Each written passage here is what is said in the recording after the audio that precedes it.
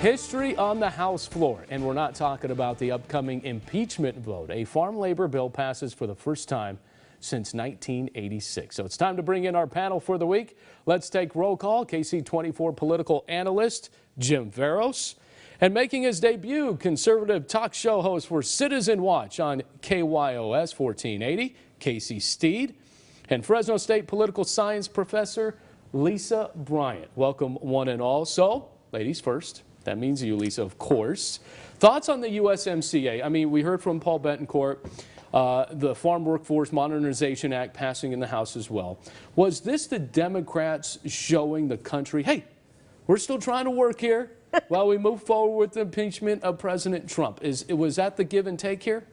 Maybe. I mean, as much as it's to the extent that it gets any attention, to the extent that the average sort of American citizen is paying attention to these bills, that could be what they're trying to do. I mean, I think it is important to know that, you know, there is a lot of work going on in Congress while the impeachment proceedings are going on. Not everybody's sitting there watching the impeachment proceedings. Right, I get it. And they're taking breaks to go take votes and stuff like that. But it looked a little like posturing. That's what it looks like. Jim, I'll come to you. Does the bill, if signed, does that really kill the fear of the deportation for farm workers? I think it's a good start. Yeah. Obviously, when President Obama was in office with DACA and DAPA, you got a lot of people coming out of the shadows and sort of signing the book, and with the promise that they were going to have an opportunity to become a citizen, and then that was obviously taken away.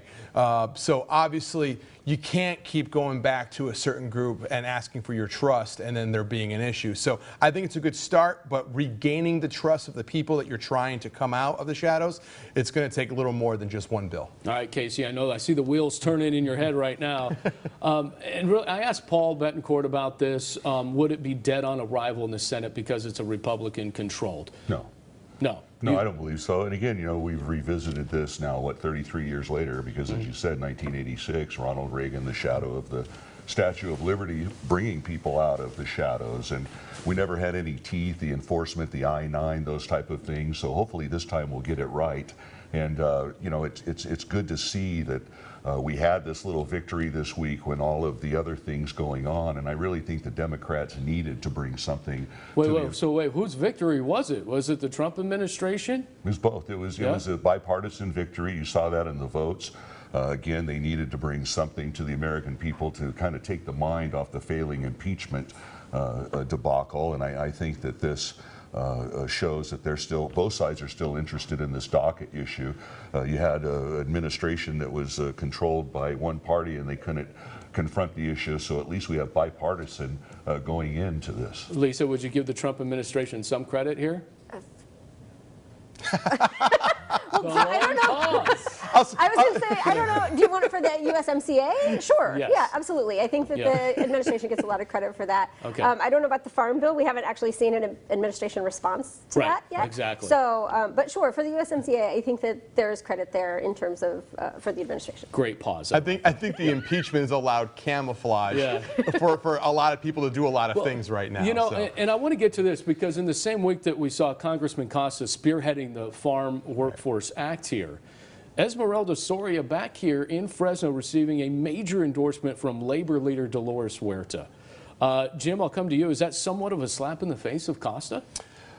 I think that Congressman Costa knew this was coming because I don't think someone like Councilwoman Soria launches a campaign without the support of labor. And I think it would have been more of a hit against her if Dolores Huerta had not endorsed her. Yeah. So I think it's big. As a slap in the face, no. I'm pretty sure Congressman Costa knew this was coming. You think so? Casey, what are your thoughts on that? I think Congressman Costa is facing some really serious challenges within his own party. And I think it's somewhat surprising to him, quite frankly. I don't think he really expected this, and I think he's probably a little offended.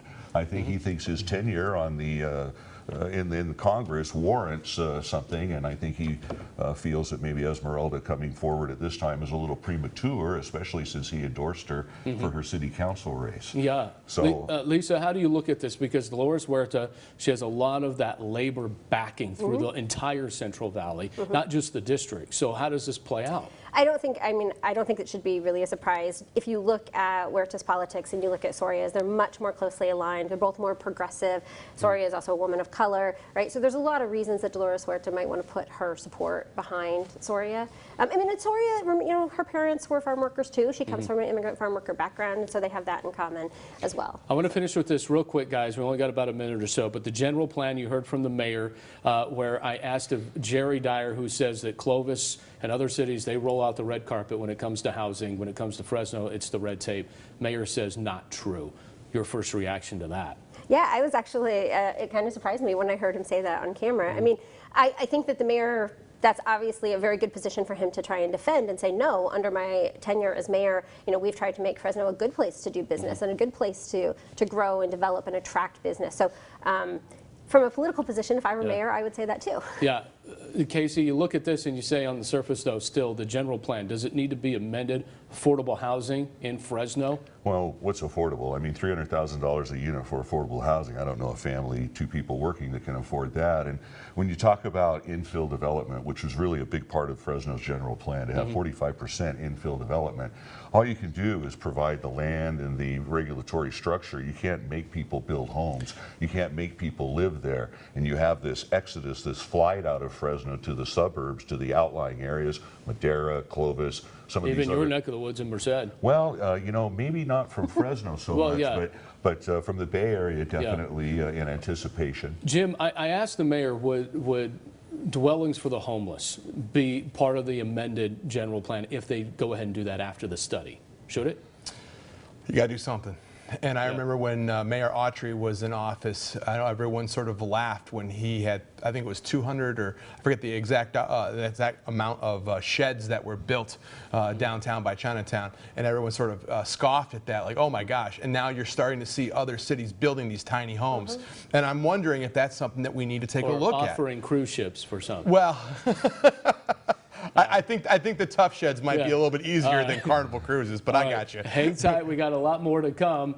Still to come here. While there was history on the House floor this week, the Senate floor passing a resolution 104 years in the making, and it's unanimous. The Senate approves the recognition of the Armenian Genocide resolution. The impact this has on the Valley and the world. We'll hear from the Armenian Consulate of Fresno next.